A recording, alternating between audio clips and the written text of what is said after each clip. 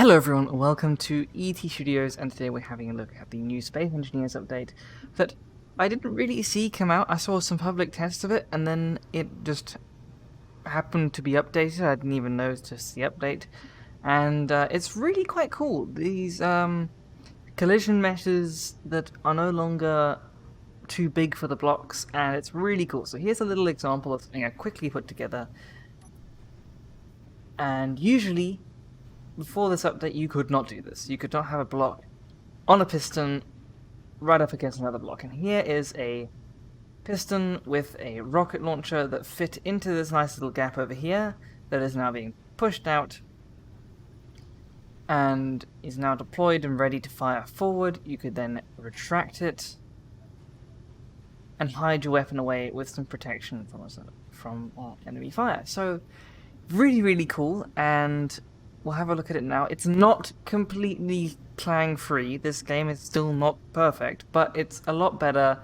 As you can see, it kind of slows down. The rocket launcher isn't perfect with the collision meshes. I'm not sure which block's actually blocking it, but it is slowly retracting, and it is working pretty well.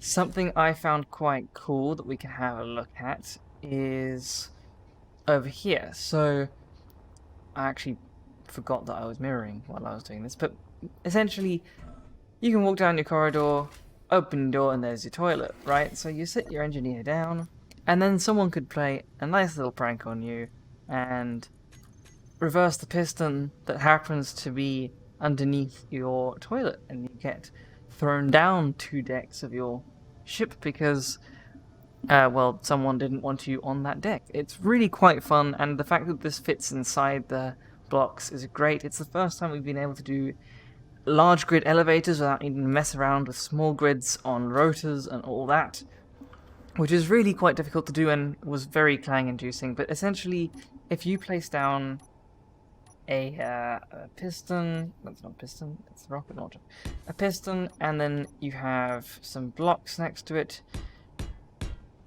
you used to need to have some kind of block that was smaller over here to be able to put next to these, and that's because the collision meshes weren't perfect. But now you can literally put a large block there, and if I go and reverse the piston, boom, it's going up next to them.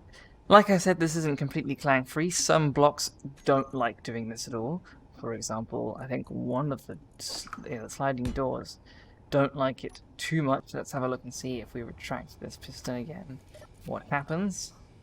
Let's reverse it. Does it like it, or is it okay with it on one side? No, it seems okay on one side. So if you happen to have a use case where only one side of your door is blocked, then that's okay. Let's put these around here and see if we can stop the door from moving by just having blocks all around it. It's a little finicky. Sometimes it works, sometimes it doesn't. It just depends on your exact setup, so you can mess around and try it. Some blocks have bigger collision meshes than others, and yeah, so there we go. So the door got stopped when all the blocks were around it, but not when one was. So if we get rid of those, yeah, so only one side of the door can be blocked, really. I wonder if the opposite side, although that wouldn't be very useful, the other side could be blocked as well. There's a couple cool things you can do with this. You could maybe put a button panel that's new small ones. Oh, I don't have them yet. Well, that's unfortunate. I'm sure you could put one of the sci-fi button panels on top of this, or on top of a block rather than the door, and then click it to change the piston so you have an actual elevator. And yeah, you can do some pretty cool stuff. There's some blocks that work, some blocks that don't so much, like I said.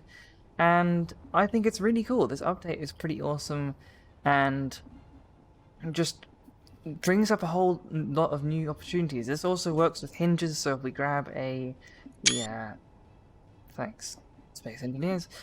Hinges, I am typing way too fast. If we go and get... Why can I not rotate? Oh, there's the thing within the way. So if we have a hinge, and we just put some blocks on it, we can now pretty much connect that to another array of blocks. So let's grab our hinge,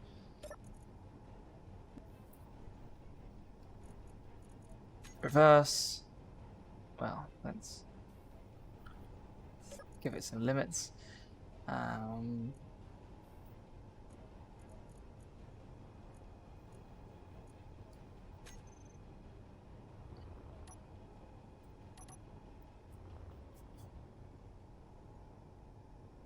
So there we go, that can be completely flush with that and not freak out too much. Obviously it's trying to push past it now, but let's see what happens if we remove these.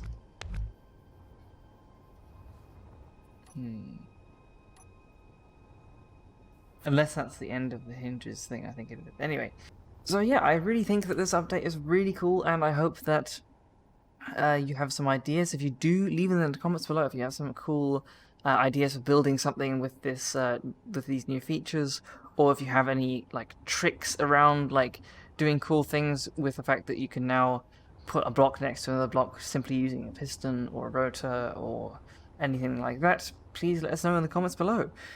We can do some really cool stuff with this, so I hope you enjoyed the video. If you did, please like and subscribe. There's a Discord server below, and I'm also doing a series right now on a dedicated server where I'm sure we'll probably use some of these new features once we've got the server updated and are playing on there again. So yeah, I hope you enjoyed the video. If you did, then do the things I already told you to do, and I'll see you in the next one. Thank you for watching, and goodbye.